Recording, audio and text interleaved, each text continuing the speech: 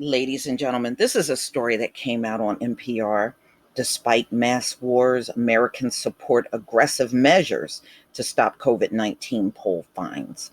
Well, that's interesting because every time we see these folks out here demanding people leave them alone over not having a mask on, and then they also tell you, I do what I want. I just I could see if it was maybe a few people doing that. No, it's a lot of people in this country that are being very defiant. So I'm not surprised that America's going down quicker than any other country. Look at the people here. Enough said. I'm going to go ahead and play the audio for this. This is August 4th, 2020. Dr. Deborah Birx, the coordinator of the White House Coronavirus Task Force, said something on CNN on Sunday that seems to have upset President Trump. Here's what she said. I want to be very clear. What we're seeing today is different from March and April. It is extraordinarily widespread. It's into the rural as equal urban areas. The president tweeted afterward, quote, pathetic. Okay, so that's how he feels. How do Americans broadly feel about our response to the pandemic? NPR's Brian Mann has the findings of a new NPR and Ipsos poll. Hey, Brian. Hey, good morning. So, the storyline here has been there is so much division in Washington over this pandemic, but the poll found a lot of common ground among Americans. What are we saying? Well, really, across the political spectrum, people are saying things are bad. More than 155,000 Americans dead so far. And people think it's time to set the political feuding aside and go big on a national response. Mallory Newell is a pollster with Ipsos. This is the firm that worked with NPR on this. We've come to a pretty dire place when it comes to both the death toll and the spread of coronavirus across the country. And Americans, as they grapple with the reality and just how grave the situation is, I think they're looking for sweeping, really broad, powerful action here.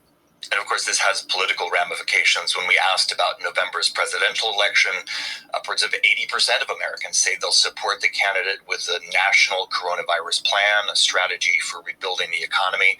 And interestingly, 81% of people say they want someone who can unify the country. Okay, so that's what Americans are looking forward to in November. In the lead up to that, what do people think the government can do now that might help? Yeah, Americans across the political spectrum now support measures like mask mandates, public health rules requiring face coverings in public. They want the federal government to finally improve coronavirus testing. One of the people we surveyed is Sophie McClellan. She's a Democrat who lives near Jacksonville, Florida. I don't think that we have adequate testing because it can take up to 2 weeks to get results. And also, I think enough people are not following physician recommendations in terms of social distancing and wearing masks.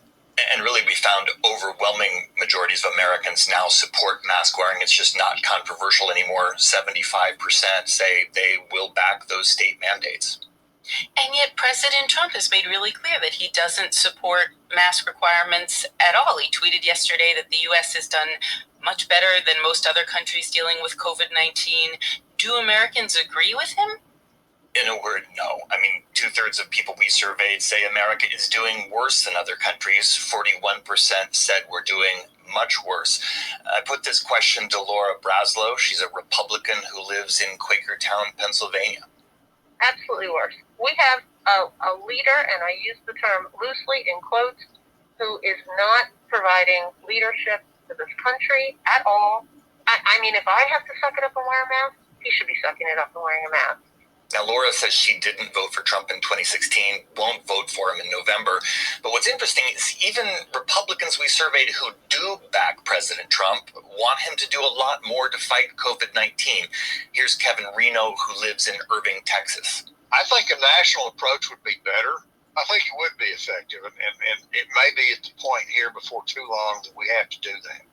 And again, so far the president has resisted this idea of a kind of national response, but we found 2/3 of Americans want a single countrywide strategy for coronavirus testing, for deciding when businesses and schools should reopen.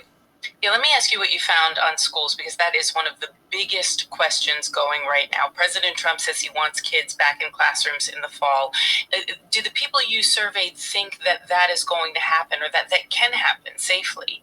People are really nervous about this. Overall, 66% of Americans say they favor distance learning in the fall, keeping their kids home. Democrats overwhelmingly favor that. Republicans more mixed. 60% agree with Trump and think kids should go back to classrooms. And just real quick, the economy, what are we saying? Yeah, people say they want Washington to get off the fence. They want them to spend big to help the economy and help people who are struggling, even if that means taking on more national debt. NPR's Brian Mann. Brian, thanks so much. Thank you. Yeah. I mean, for Trump to say that we're doing better than any other nation on this planet is just laughable. And it just go to show you, this man is not even in reality. You know, whenever your country got the most of something that's not good and you're still sitting there talking about we're doing better than all other countries, you know, we don't really have no place for somebody that is thinking like that. It's not inspirational. It's not inspiring anybody. It's not making anyone feel better. It is doing absolutely nothing. Maybe it's just making him feel good. So he assumes that's how the rest of us feel. Well, he is absolutely wrong. And he's been wrong in how he's handled this thing from day one. So, ladies and gentlemen, do you think Donald Trump can do better if reelected? I say no. What we are seeing out of this man is exactly what we're going to see if he's back in office a second time.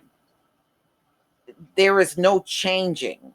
For you to believe this man is going to change is absolutely laughable. He's not going to change. He's not going to change who and what he is. He does not know how to console a nation. He does not know how to bring a nation together.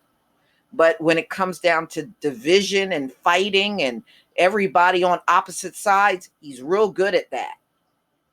He's real good at that.